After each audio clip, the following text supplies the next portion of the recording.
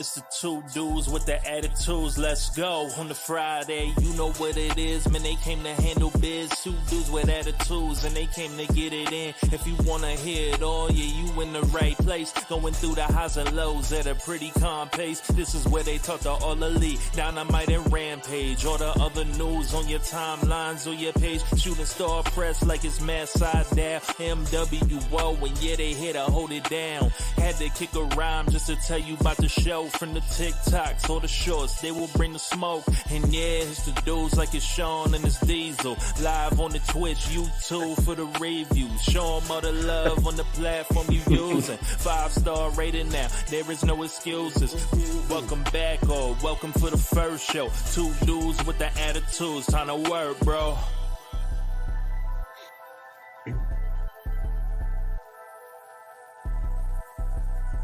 See if I get it right this time.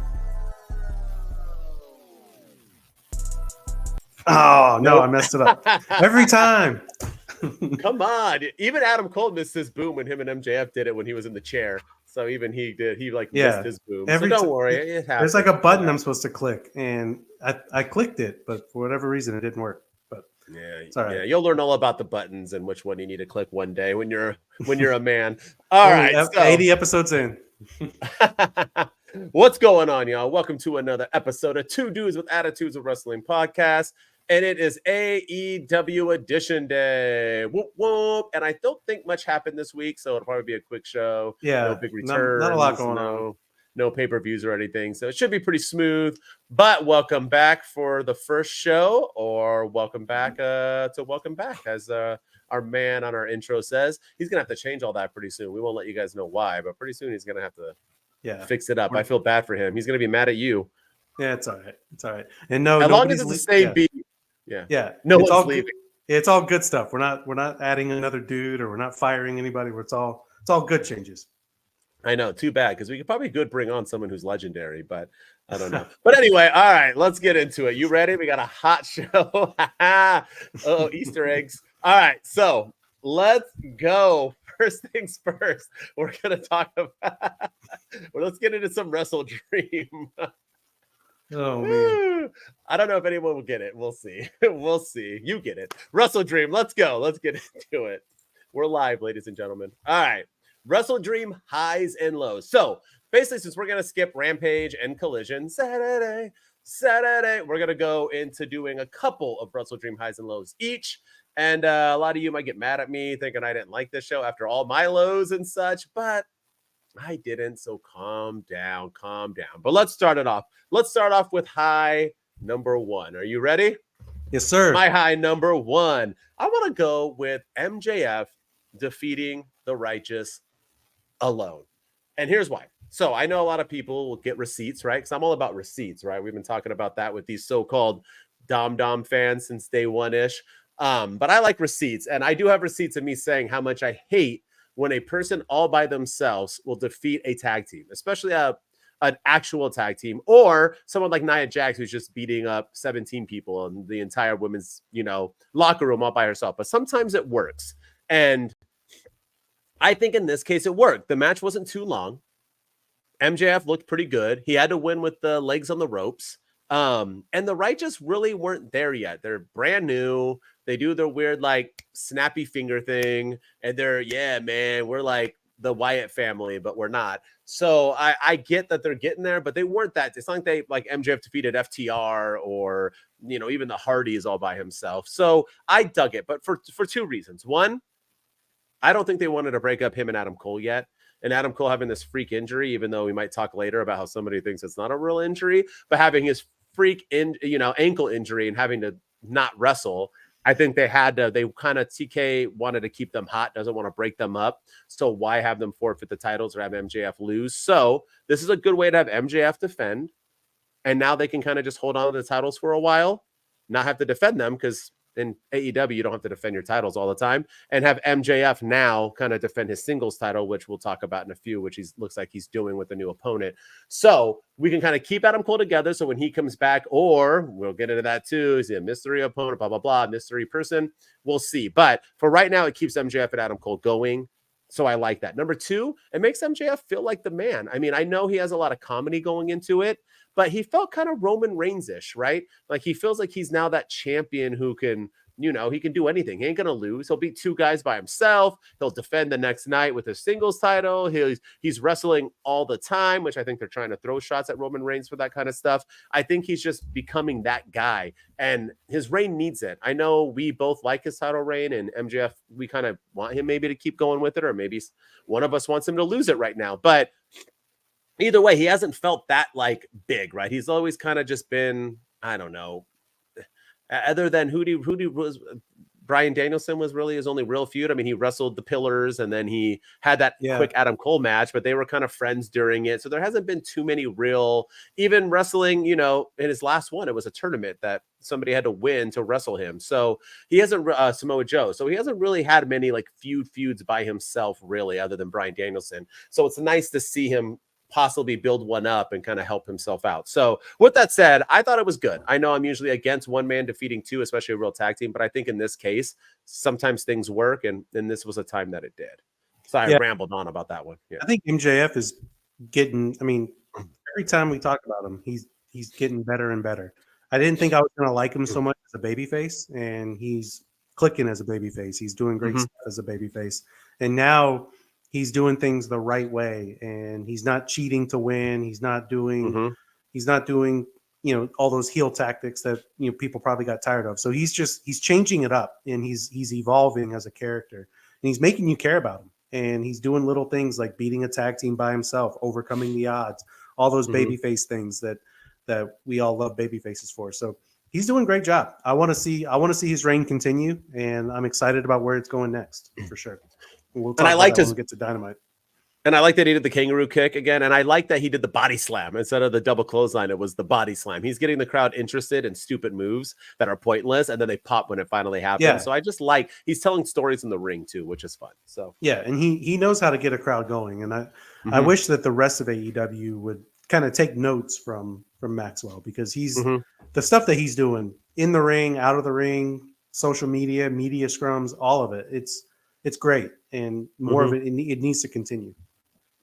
Well, his contract is up in 2 months, or no? That's what they're saying. But I think he re-signed. I do. I think he, during his whole fallout with Tony Khan last year, and he came back at All Out, I think he re-signed. I think it's going to be a gimmick, but I don't know. Who knows?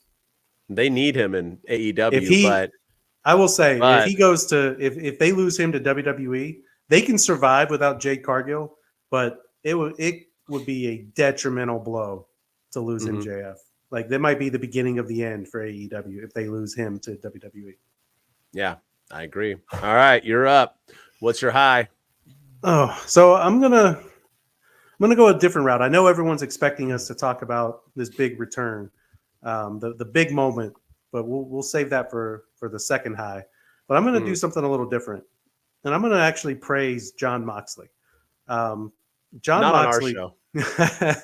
Jon Moxley, we give him a lot of grief for bleeding every time he's in the match, for having spaghetti noodles dangling out of his head when he's in a match, like just all these crazy things that he does, getting dropped on his head not once but twice by Ray. Even though that was a Ray Phoenix problem, but changing the outcomes of matches and then the ref taking the fault. Like, we criticized Moxley a lot, but he was on commentary for all of the Blackpool Combat Club's matches: Wheeler Yuta, Ricky Starks, Claudio Castagnoli, Bryan Danielson, and he was a gem on commentary. I thought he was great. I thought he was funny.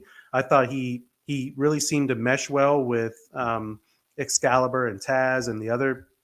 I think JR was there at one point. He seemed to really click with them. I love that. I'm sure he cost Tony Khan a crap ton of money because of all the swear words he was dropping when probably told not to swear. It's pay-per-view, right? Yeah, but I'm sure he's told, like, hey, you can't say this, you can't say that, and he's like, yeah, fuck him up, just like, all these things that you don't normally hear wrestlers say when they're on commentary. So it was kind of a refreshing approach to hearing a wrestler on commentary, because a lot of times you hear them and it's the generic, that guy really makes me mad, and this is one thing that I like about this guy, and it's just, and then it leads to like somebody getting clotheslined, and then that person helps the other person out, and it's kind of the generic same old, but this was different. This was refreshing. It was a different side of Jon Moxley that I really enjoyed. I thought,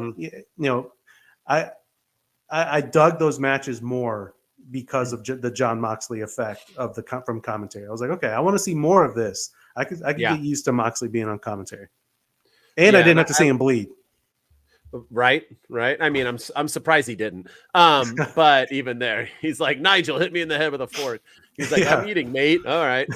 But I it's fun. I have my Blackpool Combat Club shirt on for a reason. I thought they did their damn thing at this pay-per-view, and I mean, one of them probably shouldn't have been on the pay-per-view, but he still had a solid match nonetheless. But I have to say, not only is he really good Bryan Danielson's really good too whenever he does commentary, and I think that shows a lot, because sometimes you'll get people in WWE because they'll always do commentary right on the side or whatever, and they're just not that good. There are some, like Bailey's always hilarious, and there's certain, like, New Day will be hilarious, but they're not doing it like Mox was doing it. And Mox was doing his commentary and actually doing the match, but at the same time being Mox. And I think Mox runs AEW. I don't think there's any ifs, ands, or maybes about it. I don't care if Bryan Danielson's booking or Edge will be booking or Tony Khan. I think Mox has full final say in everything. I think he'll tell them to go screw themselves. I think that's why Renee Paquette is on every 10 seconds, and they only have one backstage announcer. Like, it's Mox is running that show. So I thought it was fun and good as well. And I thought it was a good way, because I thought it was break time for him. And obviously it's not, because we're finding out he's getting his rematch now at Title Tuesday. So he's going to, have his rematch and hopefully win the belt back, because why the heck does Phoenix have it? But anyway, so that means he's good. He's good to go. And I think this is a nice way of keeping him fresh and in people's minds, and giving him some, I don't think Mox wants breaks. I think he wanted a vacation maybe because his wife did. And now he's like, nah, fam. I don't think he could be without it. Yeah, I think he needs it. It's like in his veins. So but I agree with you. I thought it was good stuff. And it was a nice little touch, you know what I mean, for the pay-per-view. So yeah, I enjoyed it. Definitely added an extra level of flair. I did. Yeah, I agree. And my other high, are you ready? Yes, sir. Are you ready? I'm about to swerve when I drive. Swerve when I drive. Swerve when I drive. He did it too when they came out. I love it. I love it. Swerve when. If you don't know, he has a shirt now. Get that shirt, y'all. It's literally Prince Nakia. Is that his name, Nakia? Yeah, I think so. Prince. I don't know why I don't know his name. He's on TV all the time, and I love him. But that's what I get. But yeah, it's literally him dancing, and it says "Swerve when I drive." It's pretty freaking hilarious. Prince Nana, yeah, swerve when I drive. Swerve. His thing on Dynamite was funny too when he was in the money. But anyway, dude, poor Mogul Embassy. By the way, before I get into this, like, Prince is awesome, Swerve is awesome. Everybody else, all they do is lose. Like, they've been having that tag team now. All of a sudden, can they job like every week? You can't be a cool crew. But anyway, Swerve Strickland has been around for a minute. He was hot in AEW or WWE, excuse me, when he was part of Hit Row, and it showed how important he was, because as soon as he left, they were all fired. And when they brought back Hit Row without him, they were never the same, and now they're gone again. So just one of them shows. And yeah, but yeah, the other one got his butt kicked for some reason. Yeah, for literally no reason. Literally no reason. Yeah, they might as well be gone. But yeah. Yeah, I mean, so anyway, but yeah, they're like, he's not going to be John Cena's tag team partner. It's like, nobody thought he was going to be John Cena's tag team partner.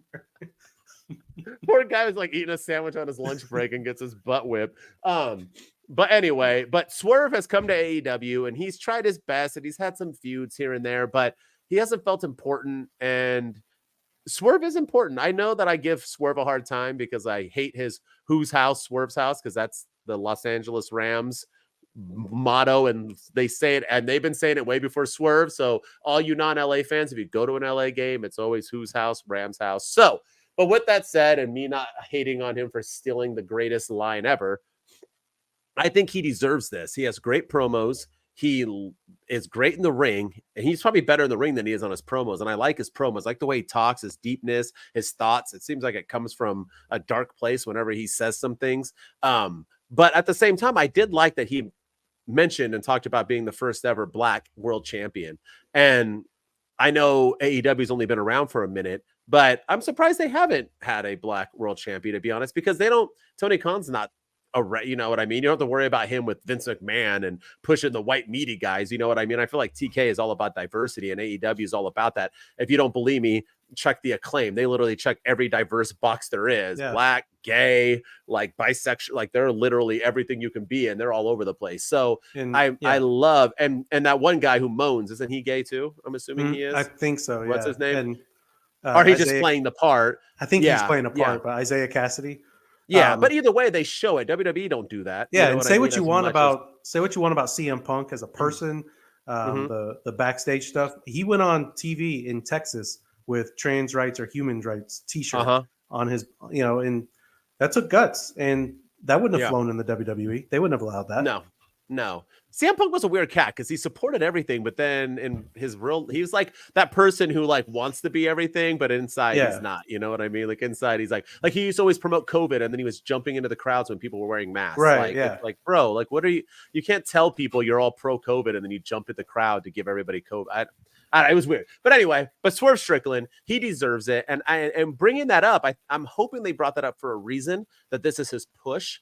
But him and Hangman Page had a banger, man. I knew they would. Swerve deserved it. He deserved a high-profile AEW wrestler. He got it. And Hangman Page didn't need the win. It was great of Hangman Page to give him this win.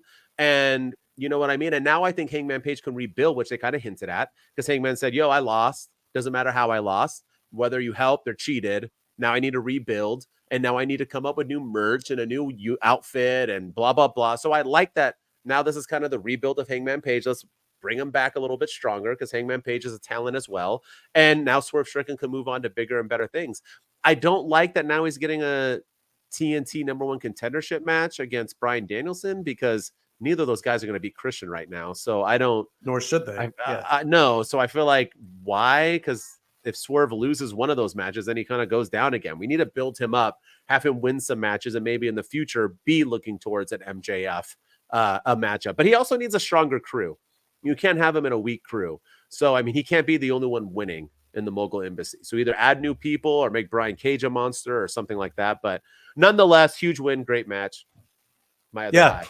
I love what they're doing with Swerve. I'm glad to see him getting the shine that he deserves. He's kind of floated around AEW for a while and hasn't really done. He's had some matches here and there. He had that feud with Keith Lee where they had the tag team titles for a while, but he hasn't really hit. And now I feel like he's hitting, and I want to see where it goes. I'm just a little concerned about because when we get to Dynamite, we know MJF's next opponent, and it's not Swerve Strickland. So I'm kind of worried about where it goes from here. And how long is Adam Page? He's got the ROH 6-man tag team title. So is it going to be a rematch between Page and Swerve? Where are they going to go next? That's kind of what I want to see. And I'm not feeling this Bryan Danielson match with him. I think it'll be a good exposure for Swerve, and I have no doubt the match will be great. But a #1 contendership for the TNT title when he's been talking about being the first African-American world champion, it just kind of feels like a little bit of a step down. But other than that, I love what they're doing. I'm glad to see him getting the rub and the push that he deserves, and I want to see where it goes. Yeah. And him and Bryan Danielson are both hot right now. So they both haven't lost in a while. So I'm confused on that, but we'll see. We'll see what they do. Maybe they'll do something to surprise us. And then my other high, of course, is the elephant in the room that everyone's waiting on pins and needles to talk about. But the amazing, and I thought this was an amazing debut of Adam Copeland in All Elite Wrestling. So we had the main event, and I just also want to boast about myself for a minute because I said I got the pay-per-view wrong, but I go back and listen to our All Out predictions, and I said that the TNT Championship was going to close the show, and that that's when Edge was going to come out, and he was going to take out Luchasaurus, and then he was going to aim for Christian, and that's almost exactly what happened at WrestleDream. I was a month off, but it's almost exactly what happened. But we had the main event. They closed the show with the TNT Championship, Darby Allin versus Christian Cage. And that match itself was a banger, even though Darby Allin, he's got to stop taking such crazy. He's another one. Like John Moxley bleeds all the time. Some of those bumps he was taking in that match, and this was almost one of my lows, but you could tell that even Christian Cage, as dastardly of a heel as he is, you could tell by the look on his face that he didn't look very comfortable doing some of these matches. You could tell just by his facial expressions that he was like, okay, I'm gonna throw him on the steel steps 3 times. Like you could even, like, I think at one point he like mouthed the F word at one point, like, but yeah, the match was great. And then, you know, Christian Cage retains, and then afterwards Luchasaurus, and Nick Wayne turned heel and turned his back on Darby Allin. Nick Wayne's officially a heel, and he aligned with Christian, even though they had a match earlier in the night with Luchasaurus and Nick Wayne, which didn't make any, again, why do that? I know. But yeah, Nick Wayne's a heel, and he aligned, and he cost Darby Allin the title. And so Christian Cage retains. And then afterwards, they're beating up Darby Allin. So Sting comes out, and Sting tries to fight them all off, and he gets taken out by Luchasaurus and Nick Wayne and Christian Cage. And Christian is getting ready to hit the concerto onto Sting when the lights go off. And then they play this video vignette, this video package that says your feature presentation, and it shows a car driving, and you hear this guitar riff, and it almost felt like Alberto Del Rio or somebody like that. It was kind of that kind of Alberto Del Rio kind of felt like an Eddie Guerrero segment. But it was perfect. It was cool. And then all of a sudden your feature presentation comes on, and you hear, "You think you know him," and apparently that's Beth Phoenix, by the way, who recorded that. Which the little fun fact. But then all of a sudden you hear Metalingus. You hear my favorite WWE theme of all time. They kept the music. It's Edge. Adam Copeland makes his appearance into All Elite Wrestling, and he runs out, and he got a huge pop. I would say that pop was up there with CM Punk's pop when he came back in 2021. But it was huge. He came out, and he took out, or he grabbed the chair from Christian, and then he used it. It made it look like he was going to align with Christian and give the concerto to Sting. And then it was a swerve. He hit Nick Wayne with the chair. Then he speared Luchasaurus. Then he speared Nick Wayne. And then Christian Cage ran out of the ring holding his title, going up the ramp. He's staring at Edge or Adam Copeland. And then afterwards, he shakes hands with Darby Allin, and he shakes hands with Sting. And that's how the show closes out. Adam Copeland, formerly known as Edge, the rated R superstar, is officially All Elite. Yeah, swerve when he drives. It was a swerve. He drove. I mean, yeah, he did. Number one, Tony Khan once again listens to our show and stole your complete idea because you said it way too quick for him to steal it at that pay-per-view. So he was like, "Oh, hold my beer. That's a good idea." Like, this is the night before for the next pay-per-view. Because why the heck would Darby and Christian close the show? That match wasn't even important. So, and then Nick Wayne, once again, son of Bruce Wayne, decides to wrestle Luchasaurus. I'm assuming that anytime someone turns like that, we're just pretending that he decided in that moment. He was like, I'm sick of getting beat up, and Darby's a loser, so I'm going to go ahead and hit him with the belt and hand it off to Christian, and which was fine. I'm fine with Nick Wayne. I mean, Christian needs more than just Luchasaurus, so it's nice to have him have a little bit of a crew, I guess. So obviously, I honestly think this WrestleDream pay-per-view wouldn't have been as great if Edge wouldn't have returned. I think it needed it. I think people who are saying this was like an 8 or a 9 pay-per-view are out of their damn minds.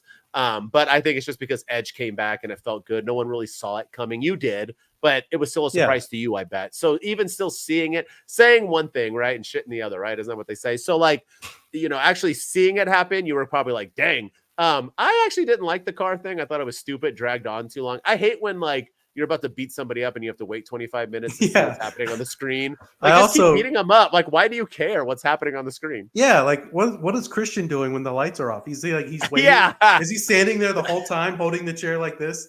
Like, I'm sure your arms get tired. Like, I don't. And if you're beating the crap out of somebody because that's what you want to do, your anger and rage are going to continue to beat the crap out of the person. You're not just going to stop for like a video play on like the screen. It's not the ring. It's not going to come out and get you. So you have a good another 20 minutes to beat the snot out of Darby. But anyway, and Sting. But anyway, out comes Edge. The pause I didn't think was done well either. I thought the pause should have been done a little bit better. I don't think he waited long enough. I thought it was all a little clumpy. But nonetheless, Edge is back. That's a huge moment. Obviously, him being Adam Copeland, him having the rights to a song, him having the rights to, Rated R Superstar. It really felt like Cody Rhodes when he went to WWE a couple years back. It was nice I think it needs to be like that more often.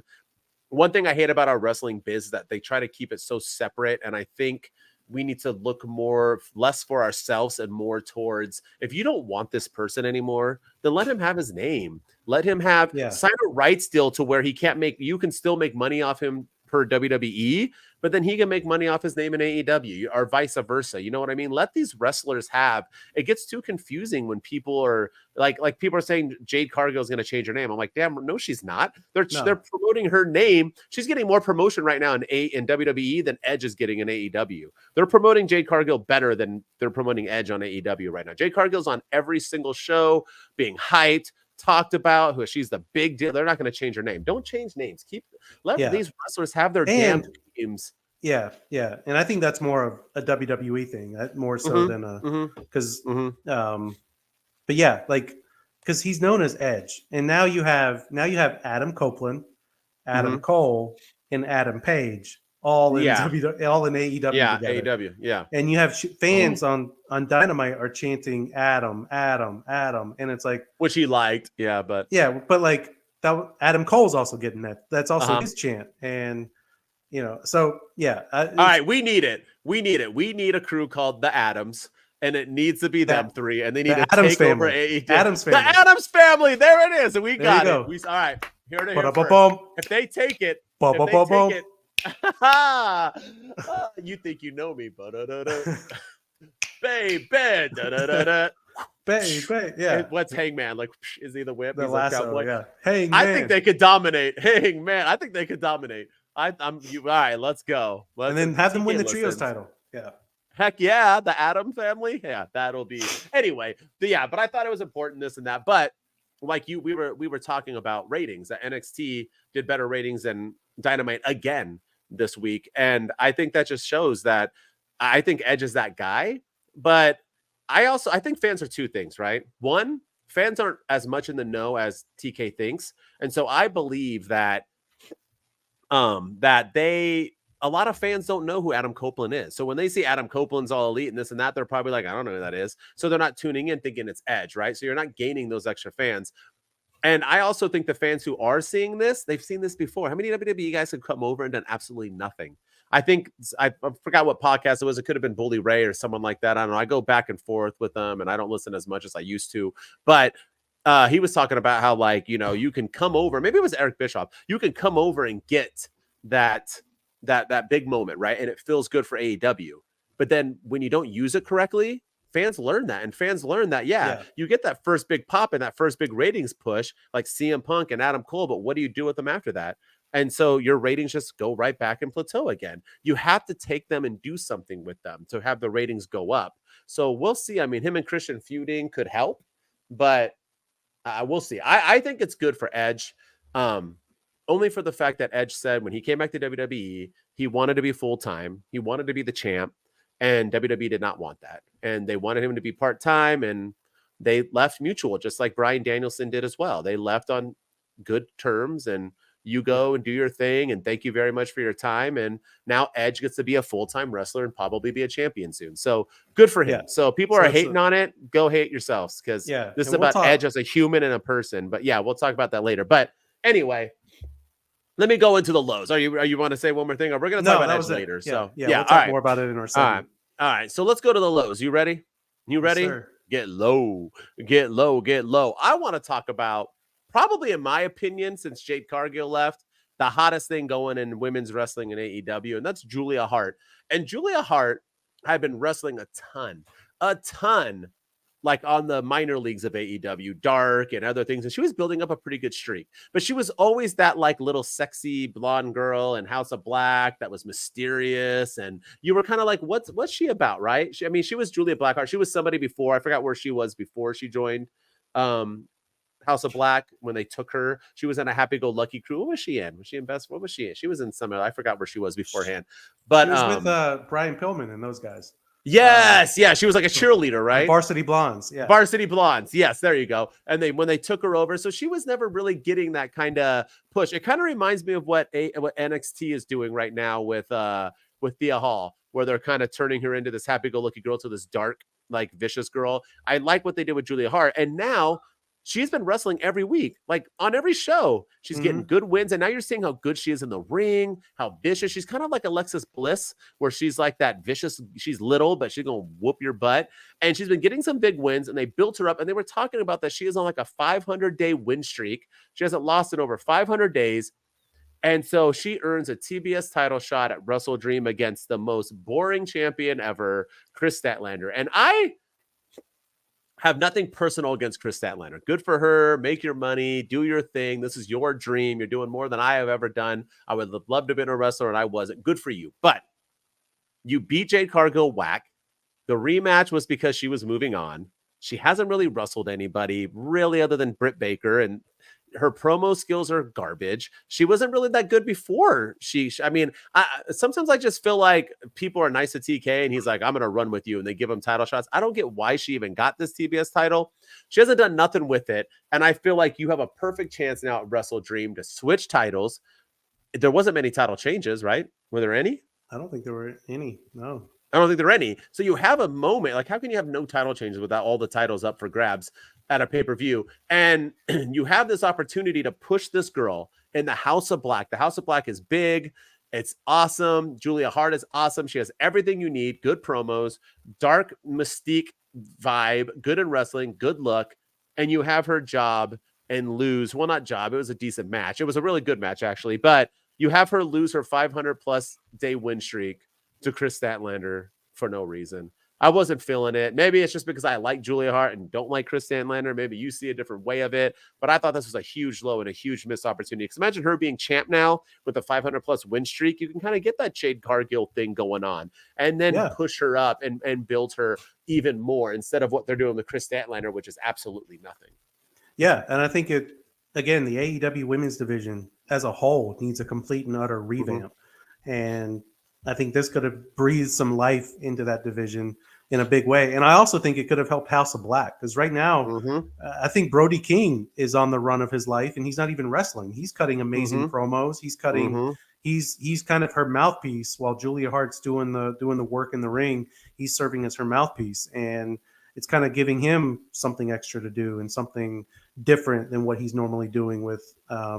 He's kind of the leader, I guess, if you will, of this little tandem, while they still work for Malachi Black, or Malachi Black's the leader of that group. But we don't know, where is House of Black anyway? What are they doing? So yeah, I didn't like that Julia Hart lost. I thought that was a huge missed opportunity. I thought it could have. I think that, to me, between Adam Copeland coming back and Julia Hart winning the TBS championship, I think that would have made this pay-per-view a 7 or 8 for me. I think it would have made it a decent pay-per-view and made it a great pay-per-view. But this was a miss. This was a missed opportunity for sure. Thank you. I agree. Very much so. And then speaking of missed opportunities, we had a tag team match at WrestleDream. And it was a good match. It was, let me get the teams. It was the Young Bucks versus Lucha Bros versus Hook and Orange Cassidy, my new favorite tag team in AEW, versus the Guns.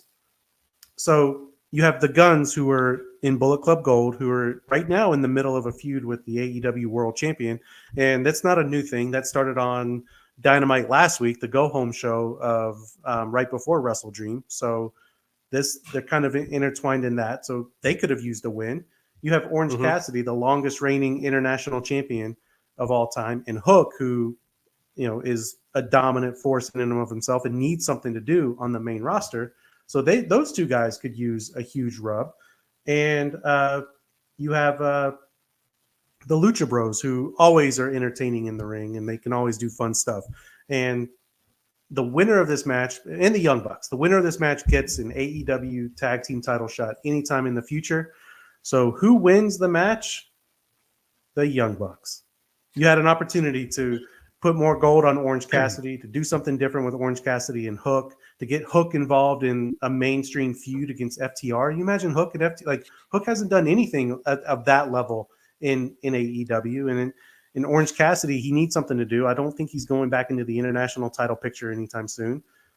The Guns are up and coming. They, again, like I said, they're involved in this MJF Jay White feud that's going on, and that a Mad Bullet Club Gold could have the tag team titles or a tag team title match in the future. They've have history with FTR as well, so it made sense. But no.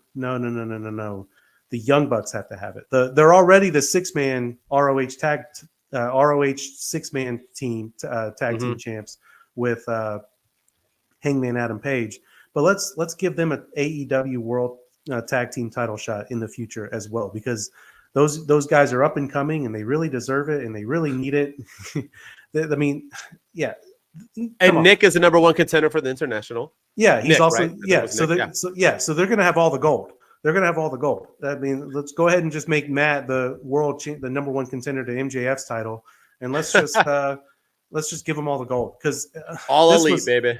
This was bad. This was not a good decision. I like FTR and I like the Young Bucks. I don't have a problem with the Young Bucks. I still challenge them to a game of 2-on-2 basketball next time we're in California, which could be Full Gear. So could be. It could be. Guns up, baby. It is. We're on, and I challenge him to a game of 2-on-2. Kenny Omega can get involved if he wants. He can be the ref. I don't care. But we'll bring in Patrick. We can do it. Yeah, I don't have a problem with the Young Bucks. This was not the right decision. This was not the right. I don't want to see FTR in the Young Bucks again. We've seen it too many times, and you had an opportunity to do something fresh. Yeah, and no offense, but it looks like since CM Punk left, all Elite's kind of been taken over. Not saying that's a coincidence or anything, but once, like you said, there's no point for Nick Jackson to be fighting for the international championship. There's no point for the Young Bucks to be fighting for the tag team champions, especially because FTR won. So there's also, there you go. Patrick's John Stockton. Yeah, he'll wear the shorts. There you indeed. Go. But and we don't have to worry about anything falling out. Trust me. No matter how short those shorts are. And then we got. And then we have, the trios champions. I know it's ROH, but it's still important, right? I mean, it's just our 6-man tag. Sorry. I agree with you. I thought it was stupid booking. And when they won, when they were the number 1 contendership, I thought for sure Aussie Open was winning, because I'm like, okay, that's a good first match for Aussie Open. Beat like a big name tag. Nah, but we found out FTR. No. So it was just like they just wrestled. Nobody wants FTR and Young Bucks. It's just stupid booking. Once again, I felt the show was filled with stupid booking. And with that said, let's talk about a little my second one that I didn't like, and that was the basically pacing of the show, which has to do with booking. And I have it here. I forgot. I know the last 6 matches, or the last 5 out of 6 matches on this card went over 20 minutes. 20 minutes each. Some of them went 28, 25. I don't know if you know this, Mr. Shooting Star, but WrestleDream went 4.5 hours with their pre-show. That's like WrestleMania. And WrestleMania, they're the only ones that go over that long. Yeah. It's like 2 nights, and now they didn't go 4.5 hours this year with the 2 nights. So it's like 3 hours each night. Yeah, you know how hard it is for me to sit through a Marvel movie when it's 3 hours, let alone sitting through WrestleDream for 4.5 hours. And we were talking about, NXT doing better ratings than Dynamite, and maybe Edge's return isn't really getting them the push they need, and feeling like to that level. If AEW ever wants to be taken more seriously, WWE isn't perfect. I'm not over here praising WWE, but one thing WWE does well is their production, the way they do promos and the way they do backstage stuff and the build-up stories, and how on Monday Night Raw, you'll see flashbacks of what happened on Monday Night Raw through the entire show, because it's understanding that fans don't tune in the entire time. So maybe if you miss the first hour and you're like, what the heck happened with Jimmy Uso? You'll find out in the second hour, because they're going to show you a clip of it. And they show you clips after a commercial break sometimes. They're always keeping you engaged. That's good production. They always end at 3 hours, 2 hours. They end when they need to end. AEW is so bad at this, and they just can't. I don't know if it's because TK gives full range to his wrestlers. I was telling you a story about how I heard some wrestler, I don't know who it was, and they talked about how, like, back in the days, I think it was Shawn Michaels and such, that they gave you a time. Vince McMahon says, look, you got 12 minutes and 10 seconds to have this match, or 15 minutes and 12 seconds. That included intros. You know, maybe this was Freddie Prinze talking, and he said, if you went back to Gorilla and you were 15 minutes and 11 seconds, you were 1 second over, Vince was going to grill you and basically say, now your next match is 10 minutes. And to teach you a lesson that this is a production and everyone this isn't about you. And I feel like TK has no control of his wrestlers, and these guys just go out and have as long as matches as they want. We do not need to have 75% of the matches going 20 minutes. I'm sorry. This isn't WrestleMania. Pay-per-view matches, you can do 10 to 15 and be perfectly fine. We don't need every freaking match to be the main event. And I feel like 4.5 hours, unless you literally have no life and you're sitting in your mom's basement, you have all the time in the world with your Dungeons and Dragons and such. No offense. I love all you peeps, and I'm down to play Dungeons and Dragons. But what I'm saying is that if you have nothing to do, then sure, 4.5 hours is nothing. But most people in the world, students, adults, parents, kids, have to do something else on a Saturday night. And I don't have, how long are you awake for? 16 hours, 15 hours, and 5 hours of it is watching AEW. It's ridiculous. It's too long. TK, get it together, man. Make this thing, and you don't feel important if you're 4.5 hours. You tend to tune out, man. And the thing is, too, is this pay-per-view was actually on a Sunday. So Sunday night, that's a school night. And, you know, if you have kids and stuff, then, you know, they're probably asleep when you're watching this, or if you have to get up early the next night for work and you're watching AEW for 5.5 hours or however long it is, 4.5 hours, you know, and then you got to watch the media scrum, which is another hour where they, you know, interview the wrestlers afterwards and they give their thoughts. It's like the little press conference, which we all know about that with the CM Punk thing. So that's an extra hour. And then, that's about 5.5, 6 hours. So it's about 2:00 in the morning before you're going to sleep on the East Coast. So on a night where people have to work the next morning. So yeah, they got to do something to get it together. And it just feels rushed. Sometimes it feels rushed, like watching Dynamite sometimes, just going on a side rant, but watching Dynamite sometimes it's just like, all right, slow down. We've had 4 segments in the last 10 minutes. Like, let's slow down, take a break, like just take a deep breath and just breathe and let things cook. Instead it's like, okay, we got the Young Bucks. Now we're going to go to Kenny Omega. Now we're going to go to Chris Jericho. Now we're going to go to Swerve Strickland. And now we're going to go to picture in picture. And it's just like, let's just calm down a minute and just let things breathe a little bit. And I'm hoping when and if they get to HBO Max that this will change. And I think it can't come soon enough because something needs to happen. Well, I'm sick of paying. I don't want to pay for pay-per-views. So get to HBO Max already. And that makes you feel important as well. I'm sorry. Streaming's the future. Doing pay-per-view still don't make you feel important. Don't let the UFC fool you. UFC needs to have a streaming service as well. I feel like you feel Bush League now when you're still doing pay-per-views. So that's just my personal opinion. Get a streaming service. Yeah. And then, you know, my other low is the Acclaimed being on the pre-show. And there's so many. This match, we talked about it. There was a lot of matches on this card that maybe shouldn't have even been on the card in the first place, and you could have had a shorter pay-per-view. Ricky Starks and Wheeler Yuta is an example. Double booking. Again, we've talked about this with Tony Khan. Ricky Starks has been feuding with Bryan Danielson, and he's done a killer job in this feud with Bryan Danielson. He is that dude, Ricky Starks. And, you know, he had that Texas death match on Collision a few weeks ago, and he's been going after. He had the match with Bryan Danielson at All Out. It's all good stuff, but all this is going on while Bryan Danielson has a match at WrestleDream against Zack Sabre. So they have to give Ricky Starks something. So they give him Wheeler Yuta, and they have a 9-minute match. That match is and again, Moxley was great on commentary for it, but it didn't need to be at the pay-per-view. You know, you had there was one match that really stood out to me that did not need to be at this pay-per-view, and that was Shane Taylor, Lee Moriarty, Mercedes Martinez, and Diamante versus Kojima, Keith Lee, Athena, and Billy Starks. Like, why? Why is that match on the card? Like, take that match off. That we don't need to. I love all those performers, but again, you had the Acclaimed, your trios champions. You're one of the hottest acts in wrestling. And every time you misuse them, they come back stronger than ever. And you know they lose, they win. They dropped the tag titles to the Guns in a holy shit moment that the fans were chanting bullshit. And then they come back stronger than ever. Then they're not on a pay-per-view for a little while. Then they come back stronger than ever. Then Billy Gunn retires and they lose and they come back stronger than ever. Now they're the trios champions and the belts are sick. They have scissors on their titles, and you're putting them on the pre-show to open the show while these other people are on the main card. It didn't make any sense to me. That's it. Not only pacing, but placement of your card and your placement of your champions. And also, who the heck is TKMD or TMK? Like, there was no build for this match whatsoever. No. And that's the other thing. There's no build for some of these things. You don't have the Acclaimed on the card. I love the Acclaimed, but if you don't have anything for them, you don't have to put them on the card. The Fastlane card tomorrow for WWE has 5 matches on it. And, Gunther's not going to be on the card. Rey Mysterio is not defending his U.S. championship. The tag titles, Kevin Owens and Sami Zayn aren't on the card. So you don't have to have everybody on your card just because they're doing great work for you, or build something and make it feel important and put them on the card. But don't just put them on a card just for the sake of putting them on the card.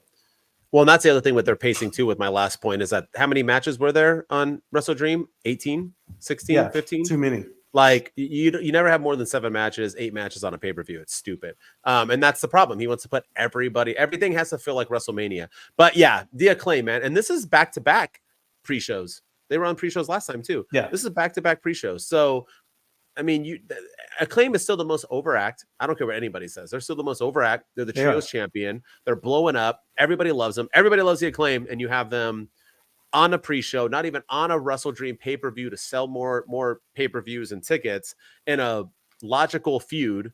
And you have them against nobodies on a pre-show. No point. They don't need to wrestle. Just like you said, keep them off. Yeah. And Ricky Starks and Wheeler Yuta, I'm sorry. That's a pre-show. It was a 9-minute match, or that's a match that you do like Gunther and Ciampa, where you're like, maybe it shouldn't be on the pay-per-view so they can headline Dynamite. That's a perfect main event of Dynamite. So it's like, TK, yeah, we got to get there, dude. It's been 4 years. This is the 4th year anniversary of Dynamite coming up that we're about to talk about, and do better. But with that said, I haven't noticed that we already went 45 minutes on this WrestleDream, my man. Let's get this show going. We'll be quick with Dynamite. That's what she said. So let's start off Dynamite, baby. And like we said, this is the 4-year anniversary of Dynamite. And I know me and you disagree, and we're allowed to disagree, but I did not think this was a hot show. And I didn't think it was a good 4-year anniversary show either. This is your 4th year, man. Let's make it feel important. But first thing I do want to talk about is something that I do think is working. And that is the MJF Jay White promo going on right now in their feud. And I think the best news we got out of this was that we are having MJF versus Jay White main event. The event we are going to November 19th or 18th? 18th. At full gear in Los Angeles, the Kia Forum, baby. What a main event that we are going to have, Mr. Shooting Star Press. And we get to see in person. That's going to be a banger. I'm sure you want to sit on the floor now. And so let's talk about it. So Bullet Club comes out. They run their mouth about ankle injuries and, you know, how the best line MJF can come up with was tofu, which I actually thought was a funny line because he goes well with everything. But at the same time, like, it was whack or whatever. And they basically say if he's a man, he's going to come out. MJF comes out, talks his game, talks mess, takes his shirt off, looks chiseled.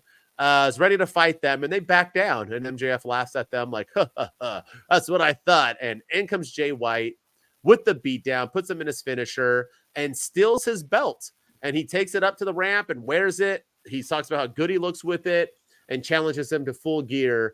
And holy cow. Like I told you before we got on, the only thing I have a problem with this is that Jay White is hot right now. Bullet Club Gold is hot right now.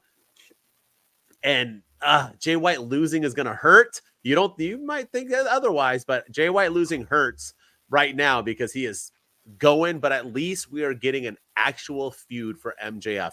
Thank you, TK, for listening to our show again.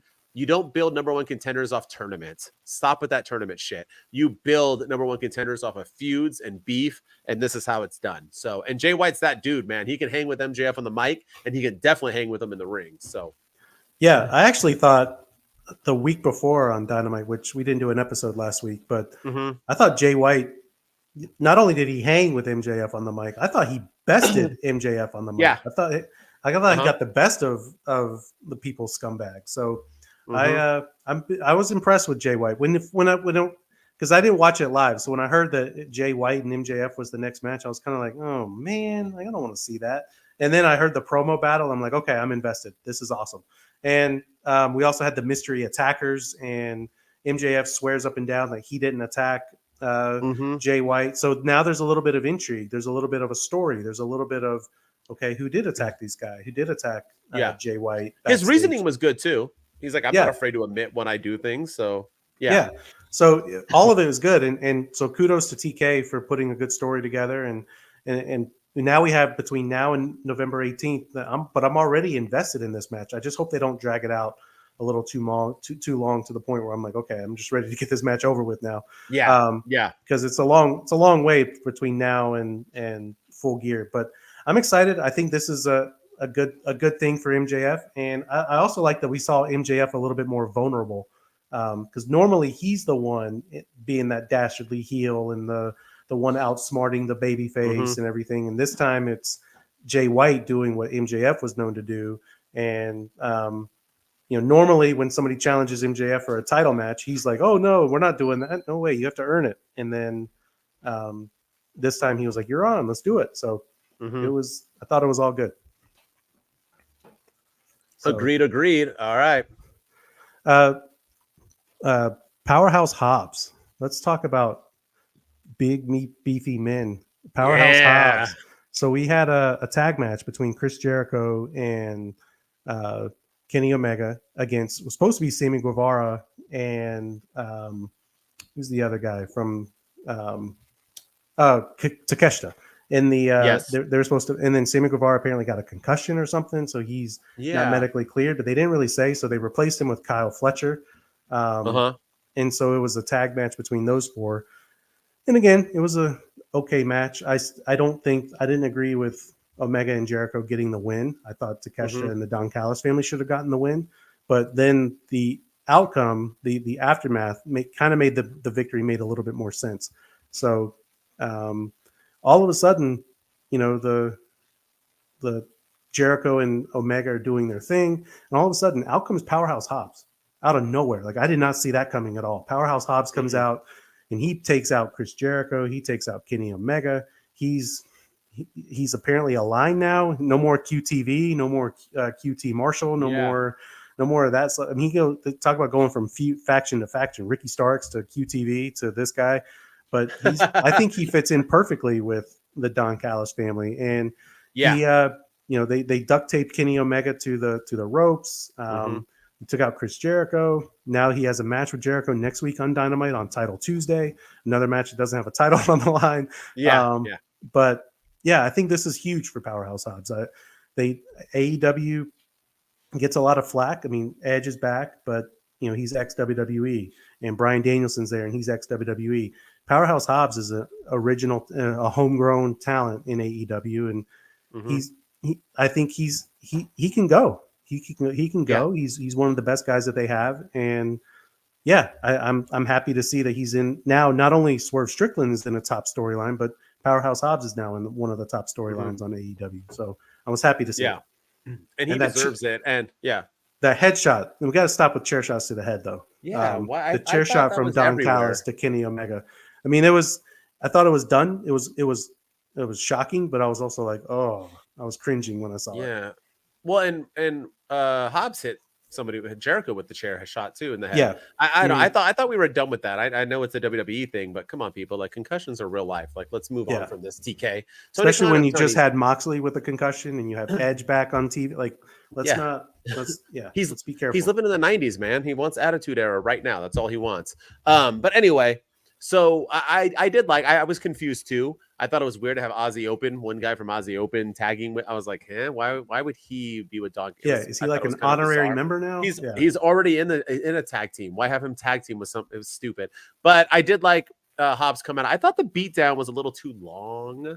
It dragged out. I was like, dude, you've been beating him down for like 15. Once again, pacing, y'all. Like, I know last week when I said Sammy turned on him and he did like the HBK Chris Jericho, where he just kicked him in the nads, and I was like, okay, that was too. I get the nostalgia, but you got to beat him down more than that. And now they do a good beat down, and I'm against it. But you need a happy medium. You don't have to beat him down for 45 minutes. But other than that, and also duct tape as your You don't have handcuffs. You don't like. He was too sweaty to wrap the duct. They were struggling to get that duct tape around him. They were, But other than that, I mean, I'm all for it. Hobbs and Don Callis needs more people, and adding him and Chico, Sammy Guevara, and Sammy Guevara's like Scarface. He's like Razor Ramon. Yeah, is that his character? I think so. Yeah. So I mean, I dig it all. I'm digging it. So good for Hobbs. Speaking of something I didn't dig, was that we got a return. We got a return from Wardlow randomly. His music hits when some jobber's in the ring, and he comes out and. I know I go off of looks a lot with wrestlers, but looks are important in wrestling. You got to have a look. Wardlow is supposed to be that beefy, scary dude. And I thought he came out with a crew cut, which is a little Zach Morrissey. He looked like he just got back from prep school. And his tights, I don't feel like they fit him. I don't know if he lost weight or he was wearing somebody else's. Maybe he didn't know he was wrestling. He didn't even have Wardlow on it. I don't think those were his tights. But they looked baggy on him. He ended up taking them off eventually. But he came out and hit the guy with a couple moves, power bombed him 6 times or something, and then just left. Didn't even pin him. And the ref was just like, oh, you're leaving? Okay, match over. Wardlow wins. And then Wardlow went through the crowd and left. The match was 1 minute. I'm so happy Wardlow's back. And I know I sound like a fickle fan because I'm like, if you want Wardlow back, be happy with how he's coming back. But this wasn't it for me. I thought it was weird, bizarre, and... oh, man. Wardlow was bigger than the Acclaimed. Wardlow was the biggest act after MJF was done with him. Man. So let's see. You're saying you're hoping he's coming back all the time. I'm saying we won't see him again for a couple months. So let's go. What'd you think of his return? I didn't like it. I was happy to see him back, but I felt like, we already had the debut of Adam Copeland on AEW TV. We didn't need it right now. It kind of overshadows everything. And it's like, oh, by the way, here's Edge. Edge is here. And then, oh, by the way, here's Adam Copeland down here. Or here's Wardlow. Wardlow's back too. So stay tuned. And it just, it was random. I feel like they should have announced it ahead of time. Hey, next week, we're going to see the return of Wardlow on AEW TV. Have him cut a promo or something. Tell us where he's been, what he's been up to, what his mission is, what he's going to do, why he's doing what he's doing. So I'm also not feeling it because of how he was used before, and how he was used before. Because every time we think, okay, Wardlow's going to finally get a push, and then they squander it. And then, okay, well, now he's back to doing this, and he's finally going to get a push again, and then they squander it. Oh, he's the TNT champion, and then he loses it. And now, oh, maybe he'll be the world #1 contender for the world title, and then he loses. And then, oh, he's TNT champion again, and then he gets the belt stolen from his car, and that's it. So it just so I'm kind of skeptical more so than anything. Like, I'm excited that he's back, but I'm also skeptical of how they're going to use him. I agree. All right, what's your last one? Adam Copeland, the hit of the night, his promo. So Adam Copeland opens up the show. He does an introduction with Chris Jericho and Kenny Omega, where he says to Chris Jericho, "Oh, it's good to see you again, Chris." And Kenny Omega says, "Oh, yeah, you really had me on the edge of my seat on Sunday night." Okay, cool. But I also don't know if they try to make it seem like that was the first time those two guys had met, and I know that Edge said in his media scrum he had never met Kenny Omega before, so maybe it was the first time they met, but I don't know. It just felt I didn't want to see Edge either show Edge's promo at the beginning of the show or show it at the end, but don't show us Edge before it.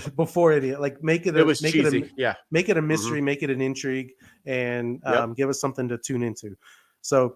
But then his promo, he comes out and he basically, I didn't like it. And I love Edge. He's one of my all-time favorite wrestlers. But this was, and it's going to take some time calling him Adam Copeland. I'm still going to call him Edge for a while. But his promo, he said everything he said in the media scrum.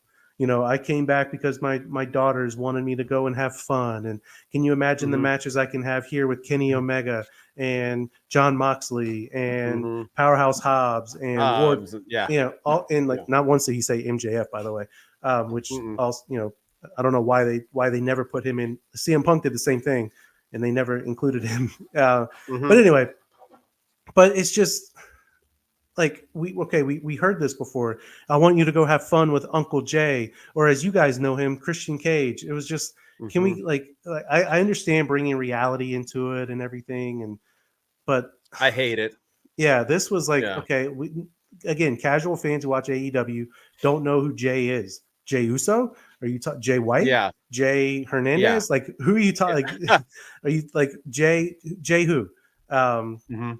And JC Jane? Like who? And it's Ooh, yes, please. it's Christian Cage. And it's like, oh, okay. Yeah. And then he calls out Christian.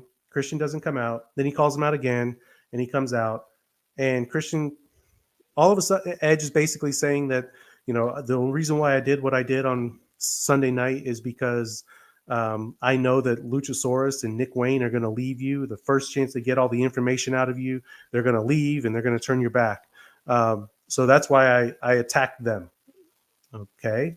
And then all of a sudden he's like, hey, by the way, let's team up. Let's be friends. Let's get back together. Like, have you not been paying attention to I know you've been busy in WWE, but the last media scrum after All Out, Christian was asked about Edge's appearance, and he said, I have no friends other than Luchasaurus. In this press conference after All Out, or after WrestleDream, Christian Cage says, I have no friends other than Nick Wayne and Luchasaurus. So am I glad that I don't care that Edge is here. And all of a sudden, Edge is over here begging and pleading for Christian to team up and let's get the band back together. And one last time, like it just felt weird. Like you just came out and stopped him from doing an evil concerto to Sting. And now all of a sudden you're coming out and you're saying, hey, let's team up. Let's get the band back together. And then Christian's response was epic, of course. He replies with, go F yourself. And that was it. So it left me wanting a little bit more. I wanted to see more of why Edge is here, why he did what he did. I know this is going to get us to Edge versus Christian here in the future, which I guess we're all excited to see. But I don't know. This promo just kind of left a lot to be desired for me.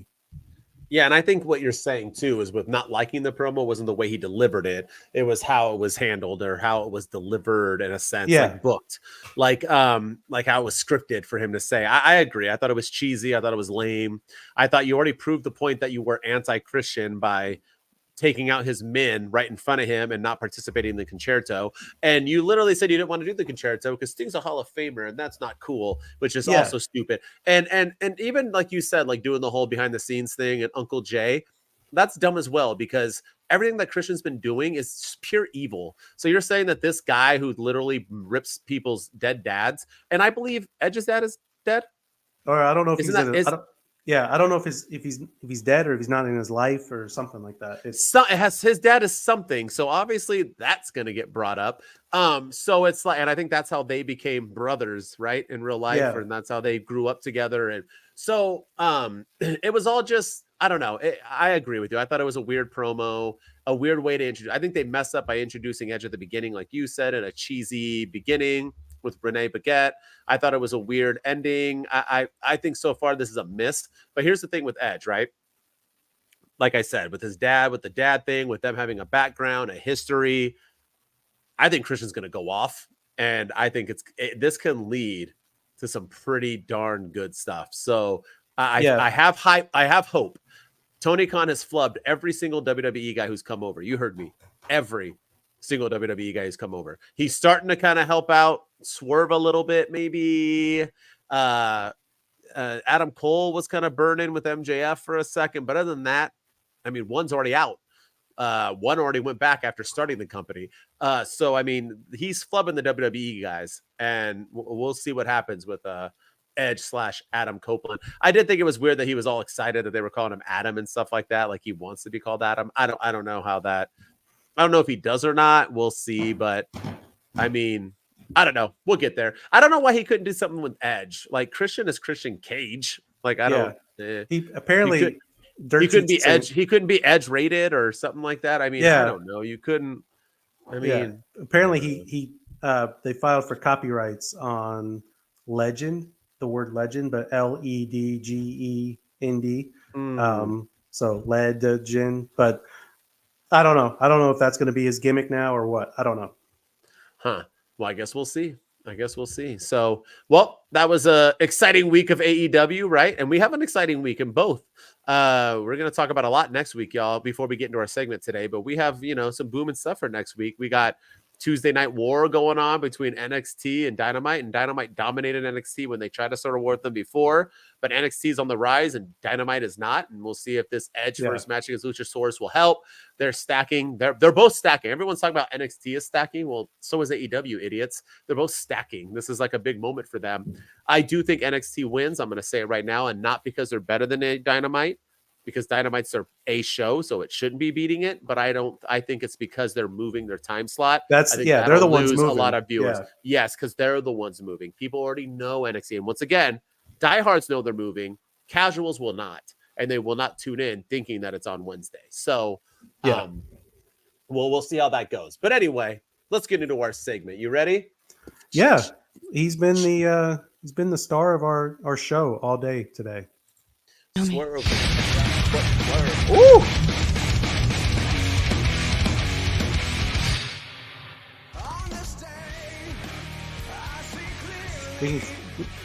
We're going to talk about Edge and his return or debut to All Elite Wrestling. Yes, we are. And then he kept that music. That's dope. But what we're going to talk about with Edge is not keep just... it playing in the back. I like it. Not just the fact that we're going to talk about his return. We're going to talk about, is it good or bad, right? You know, we won't go too long. We've been 5 minutes over the hour, but we just want to give our input and our feelings on it. The internet is kind of split. A lot of people are saying how stupid it was for him to go and he's ruining his legacy. There's some big time TikTokers saying it, and I don't get it. But there's also some people that say they love it and this and that. So we wanted to just throw in our 2 cents of how we feel about this Edge return, and not how it happened, but Edge going to AEW. Just period, right? His future, what it does for his legacy, and so on. So, as always, we will start with Shooting Star Press. What do you feel about this? And not about how it's being booked, just what do you feel about, Edge's return? What do you think it's going to do? I'm happy for the guy. I mean, listen, was I shocked to see him in AEW? Yes. Was I mad about it? Absolutely not. I mean, it's 2023 now. We have alternatives. We have a place where these guys can go. And honestly, like, there's nothing else for him to do in the WWE. WWE has this tendency to wash, rinse, repeat. You know, he's going to be feuding with the same 7 people over and over. You know, Austin Theory maybe, but maybe he gets another match with Seth Rollins, or maybe he goes after Cody Rhodes. But really, what was fresh for him to do in the WWE? He was part-time, and he's full-time in AEW.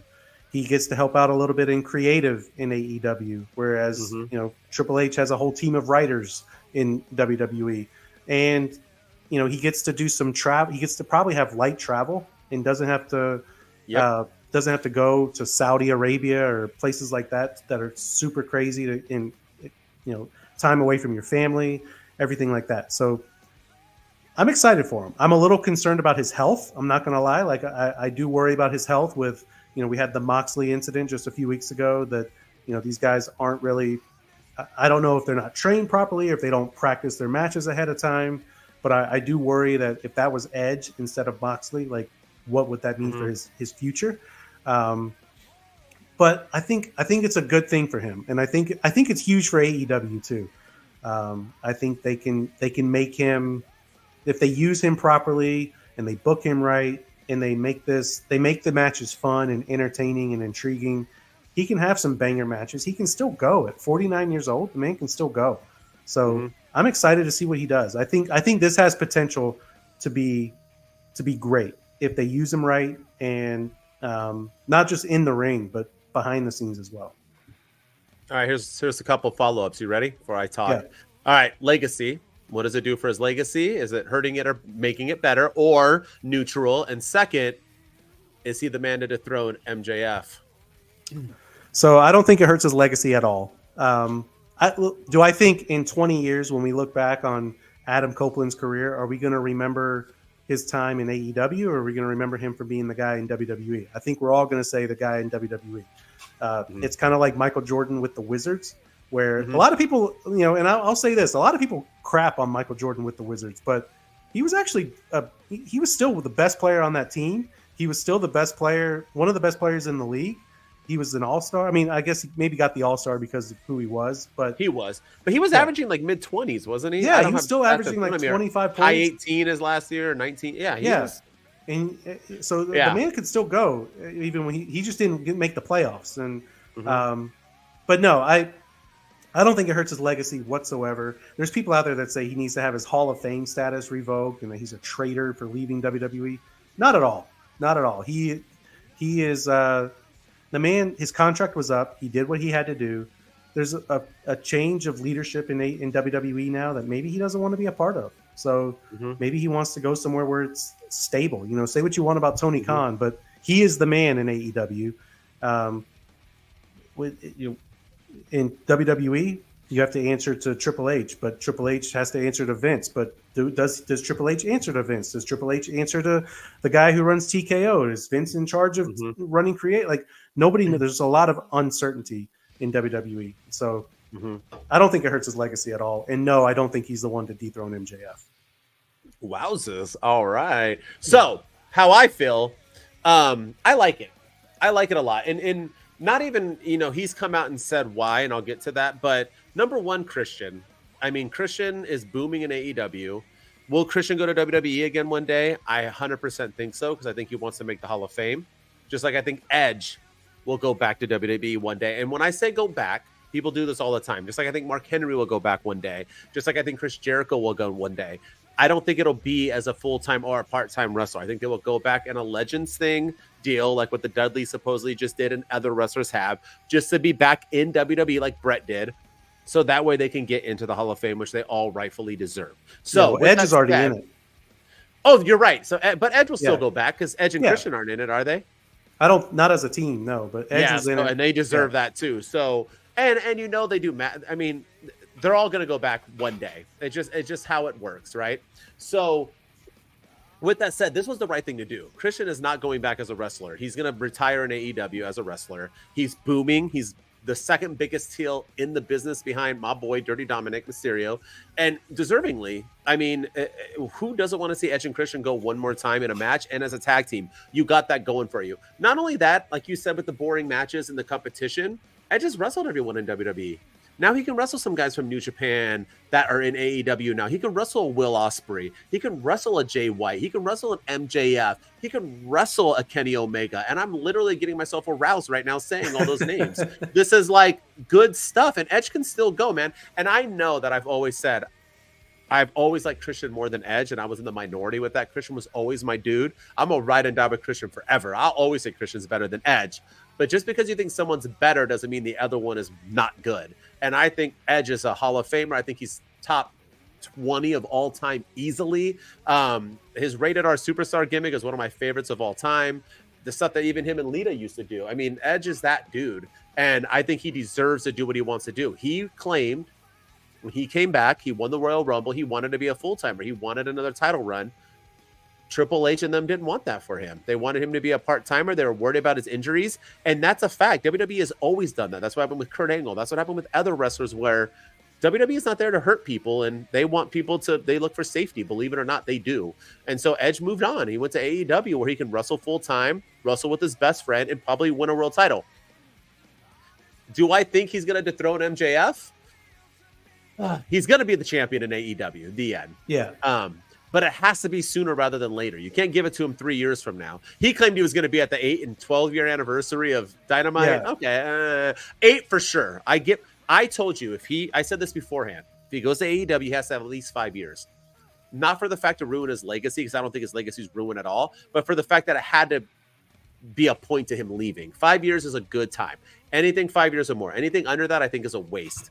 You know what I mean? It's like Tom Brady, right? Tom Brady went to the Bucks, and he went to only 2 years, but he won a Super Bowl. So it feels a little bit more important, right? So I don't think the Buccaneers ruined Brady's legacy. It made it better. And I think Edge's legacy in AEW can make it better as well, especially what I think him and Christian can do. So I think it's good for him. Bravo. Next rumor is Beth coming with, or is she signed on to a legacy deal? So yeah, that I don't know.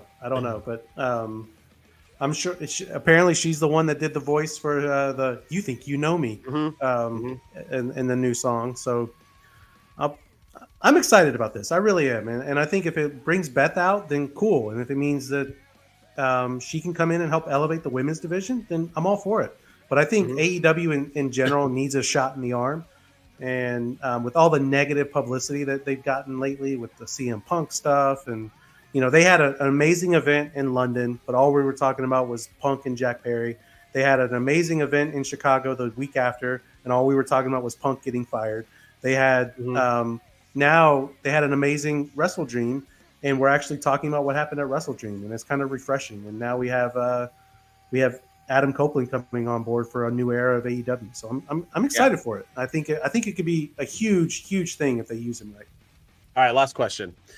What does this do for other WWE guys? So people coming from AEW to WWE have seemed to be pretty successful, right? There hasn't been a ton, but Cody Rhodes, I don't like what he's doing, but he's successful.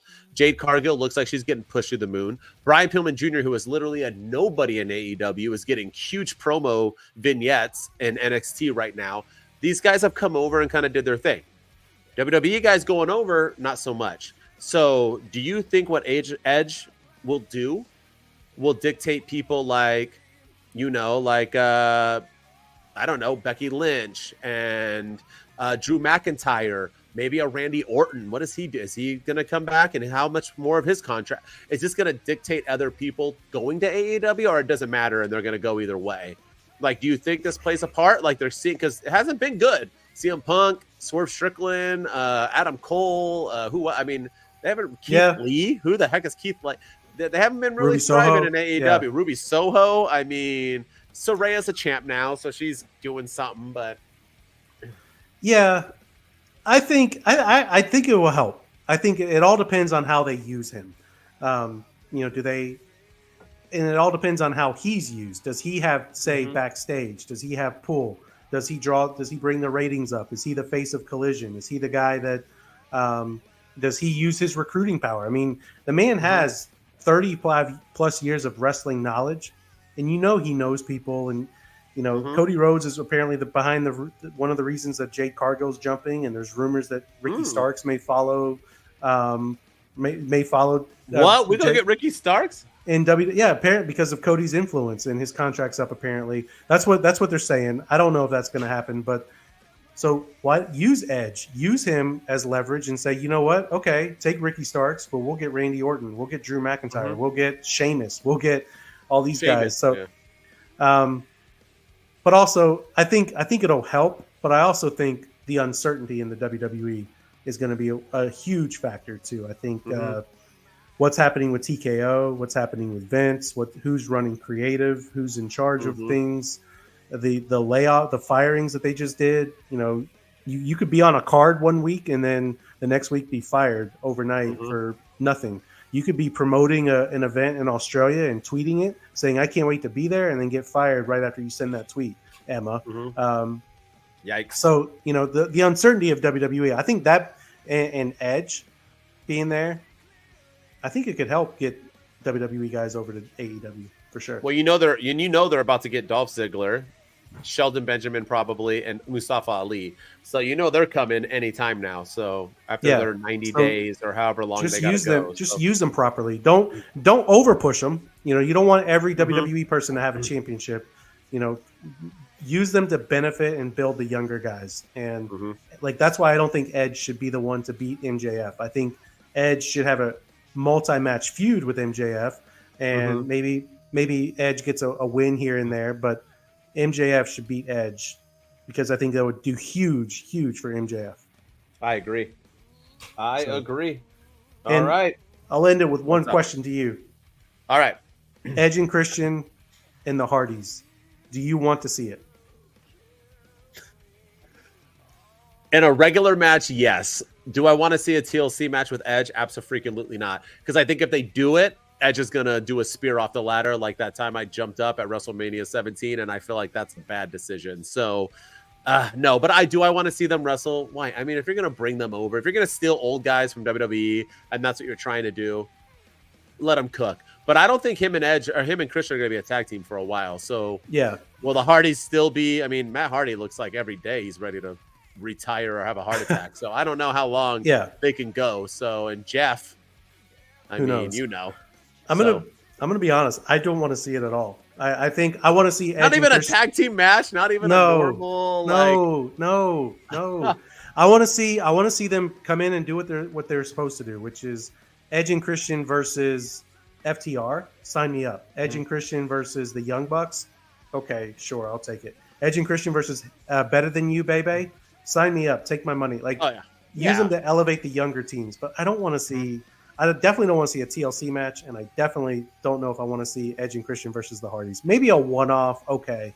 But to me, it'll be. I feel like knowing Tony Khan's history, he'll drag it on. Like, how many times have we seen Jeff Jarrett and the Hardys going at it in AEW? Oh God, Jeff Jarrett's on TV more than anybody.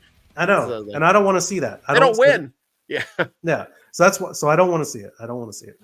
All right, but when we get Edge and Christian, we're getting for your photography, right? We're getting glasses over their heads. We're getting that Edge and Christian, right? I don't want Edge now and Christian now. If we're gonna get Edge and Christian, I want flash photography. I want Edge and Christian. Reek of awesomeness. Yes, I want. Yes, that's what I want. Goofy. I want that. That's who Edge and Christian are. So. And I think we'll get that. I think they're doing Edge versus Christian to begin, so we can end with Edge and Christian teaming up, and they ride off into the sunset together.